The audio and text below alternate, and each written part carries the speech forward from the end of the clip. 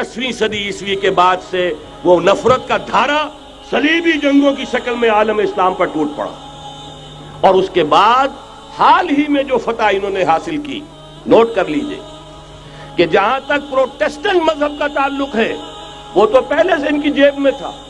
ये वेस्ट का लफ्ज आपने पढ़ा होगा और अखबारात में आता रहा। खलीज की जंग के दौरान वेस्ट, एक तो कहते हैं ये भीड़ जो काट जाती है मुंह सूज जाता है, एक ये वेस्ट मुखफ़फ़ है, व्हाइट एंग्लो सेक्सन प्रोटेस्टेंट्स। सबसे पहले यहूद ने उन्हें शिकार किया, अपना आलाकार बनाया। यही वजह है, आपको मालूम है 1917 में अंग्रेजों के जरिए से उन्हें यह इजाजत मिली कि फिलिस्तीन में जमीनें भी खरीद सकते हैं, जायदादें भी खरीद सकते हैं। बालफोर डिक्लेरेशन, इंग्लिस्तान का वजीर खारजा था जिसने कि ये इजाजत दिलवाई है। वरना यह कि खिलाफत उस्मानिया जब तक कायम रही है, खलीफा उस्मानी तुर्क खलीफा ने इजाजत नहीं दी, इसलिए कि हजरत उमर रजी अल्लाह तआला अन्हु, ये भी अब तारीख की एक हकीकत बयान कर रहा हूं जो शायद बहुत से हजरात के इल्म में न हो, कि जब यरूशलेम के ईसाइयों ने सरेंडर किया है यरूशलेम, हजरत उमर आए हैं, तशरीफ लाए हैं मदीना मुनव्वरा से चार्ज लेने के लिए। उस वक्त जो ट्रीटी लिखी गई है, जो मुआहदा हुआ है, उसमें वहां के यहूदियों, यहाँ के ईसाइयों ने तय कराया था कि यहां आप यहूदियों को आबाद होने की इजाजत नहीं देंगे। यहूदी आ सकता है, ज़ियारत कर सकता है, अपने मकामात मुक़द्दसा को आकर देख सकता है, यहां आबाद नहीं हो सकता। और ये कौन शर्त रख रहा है? ईसाई। उस वक्त तक ईसाइयों की दुश्मनी यहूदियों के साथ इस दर्जे में थी। और यही हजरत उमर रजी अल्लाह तआला अन्हु की वो शर्त थी कि सलातीन उस्मानिया, खुलफाए उस्मानिया ने भी, हालांकि यहूदियों ने बड़ी से बड़ी रिश्वत देने की कोशिश की है, सुल्तान अब्दुल हमीद खान को यूं समझिए कि सीमो जर से खरीदने की कोशिश की है, लेकिन इसके बावजूद उनका कि जो फैसला हजरत उमर कर गए थे, जो कमिटमेंट रजी अल्लाह तआला अन्हु उनकी है, मैं उससे सरे मुंह इन्हिराफ नहीं कर सकता। असल में उसी की तो सदा है जो फ्री मेसनरी के जरिए से खिलाफत का खात्मा कराया गया, कि यही सबसे बड़ी रुकावट है। अगर खिलाफत खत्म न होती और अगर कहीं जिहाद का ऐलान खलीफा उस्मानी की तरफ से हो गया होता, तो ये कही थी बात जब हजरत शेखुल हिंद रहमतुल्लाह अलैह जब ये असीरी में थे माल्टा में, तो वहां का अंग्रेज कमांडेंट, उसने चूंकि वो कुछ मुरीद हो गया था या कम से कम अकीदतमंद हो गया था, एक रोज हजरत शेखुल हिंद ने उनसे सवाल किया, उस शख्स से, कि आप लोग हमारी खिलाफत के पीछे क्यों पड़े हुए? ये तो बीमार, तुम खुद कहते हो, यूरोप का मर्दे बीमार तुर्की, आपको क्या डर है इससे? आप क्यों इस बेचारी खिलाफत के दर पे हैं? उस शख्स ने जवाब दिया था, मौलाना इतने भोलपन के साथ बात ना कीजिए, हम भी जानते हैं, आप भी जानते हैं, अगर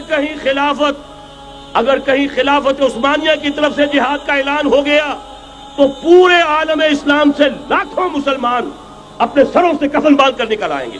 आज इस गए गुजरे दौर में भी इस कमजोर और यूं समझिए कि नाम नेहाद खिलाफत के अंदर इतनी जान है, इतनी ताकत, लिहाजा उसको खत्म किया गया। और खत्म कराया गया किन के जरिए से?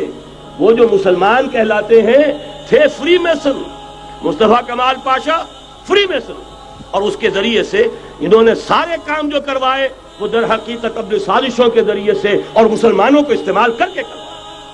बहरहाल बात लंबी हो रही है। पहली बात तो यह है कि वही नक्शा उस वक्त का आज भी है जहां तक यहूदियों का ताल्लुक है, लेकिन फर्क ये वाक़ हो गया कि उस वक्त ईसाई यहूदियों के ताबे नहीं थे, बल्कि ईसाइयों और यहूदियों के माबैन दुश्मनी थी। आज यहूदी ईसाइयों पर मुसल्लत हो चुका है। फरंग की रगे जहां पंजे यहूद में है, और आज के फरंग का लीडर अमेरिका है। अमेरिका का सदर यूं समझिए कि वो इन यहूदियों का गुलाम है। मजाल नहीं कि उनकी मर्जी से इधर से उधर हो जाए, और अगर कोई गलती से इधर से उधर हो जाए तो उसका पत्ता चाक हो जाएगा। आप देखिए क्या हशर हुआ है बुश का, हालांकि बहुत बड़ा हीरो बनकर निकला था गल्फ वॉर से, लेकिन जरा सा एक बयान दे दिया था कि जो इसराइल को पसंद नहीं आया, तो जो इलेक्शन में चारों शाने चित हुआ है उसका जो हशर हुआ है वो देख लीजिए।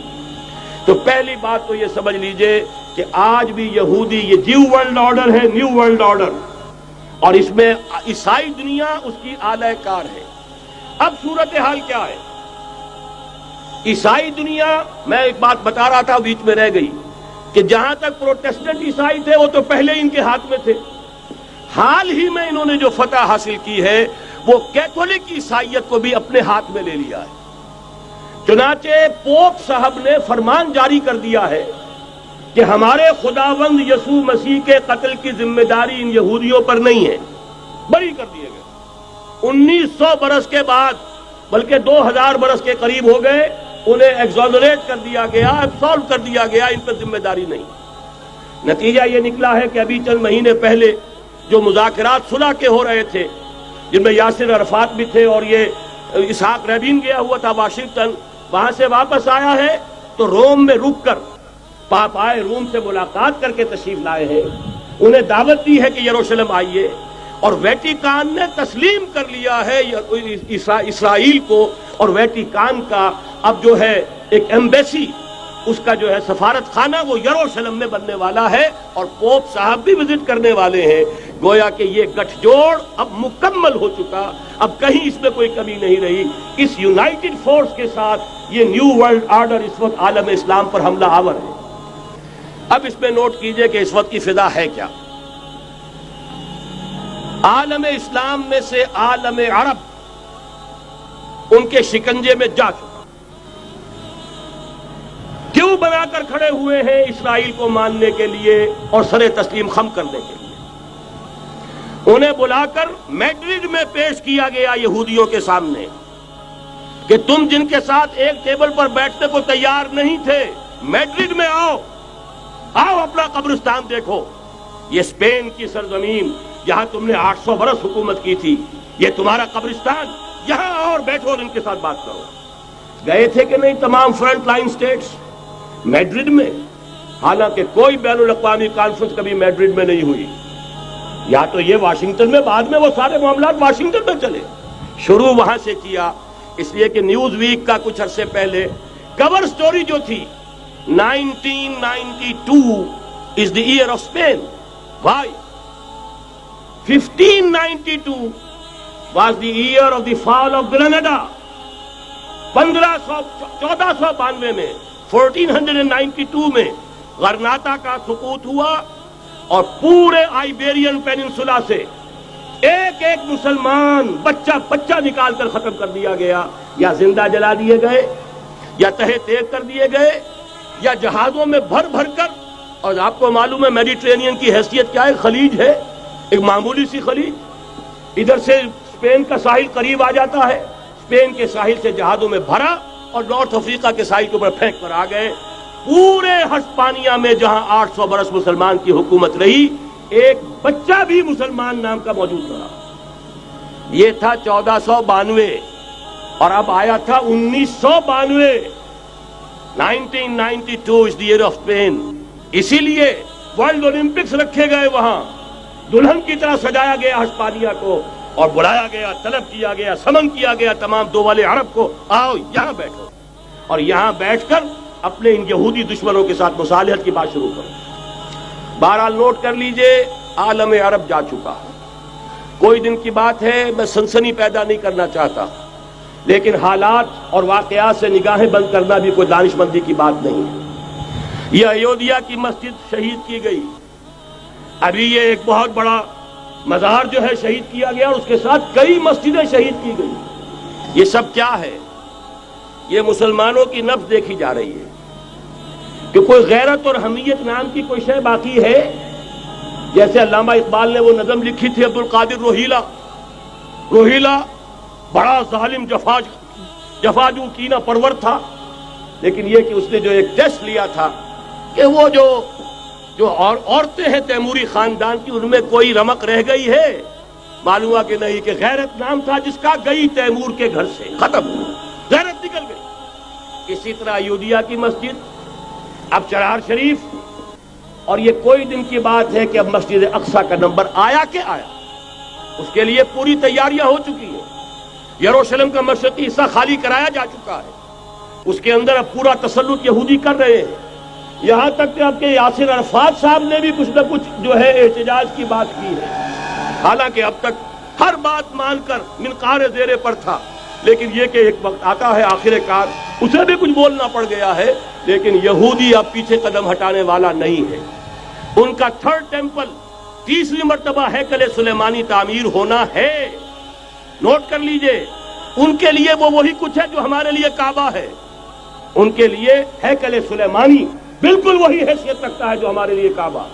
وہ ہیکل سلیمانی ایک مرتبہ پہلے نبوکدنضر کے ہاتھوں مسمار ہوا، پھر سن 70 عیسوی میں ٹائٹس کے ہاتھوں مسمار ہوا. سن 70 کے بعد آج 1995 میں کتنے برس ہو گئے؟ پورے 1925 برس ہو گئے کہ ان کا کعبہ زمین بوس پڑا ہوا ہے. اب تک تو ان کا بس نہیں تھا، اب تو بس ہے کہ نہیں؟ اب ان کی حکومت ہے کہ نہیں؟ اب شاہ حسن ہو چاہے شاہ حسین، ان کے نوکر اور چاکر ہیں یا نہیں؟ اب انہیں ڈر کس کا ہے؟ لہذا کوئی دن کی بات ہے مسجد اقصی شہید ہوگی اور ٹیمپل کی تعمیر شروع ہوگی. یہ تو بہرحال ایک نقشہ ہے. اگلا نقشہ آپ کو بتانا چاہتا ہوں، ایک دوسری تصویر ہے. یہ تصویر ہے زمینی، ایک تصویر ہے آسمانی. وَمَكَرُوا وَمَكَرَ اللَّهُ وَاللَّهُ خَيْرُ الْمَاكِرِينَ.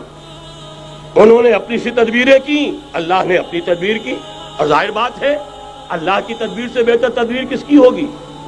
چنانچہ یہودیوں کی سازشیں اس وقت بھی ناکام ہوئی تھی یا نہیں؟ ظاہر بات ہے جاء الحق وزهق الباطل ان الباطل کان زہوقا.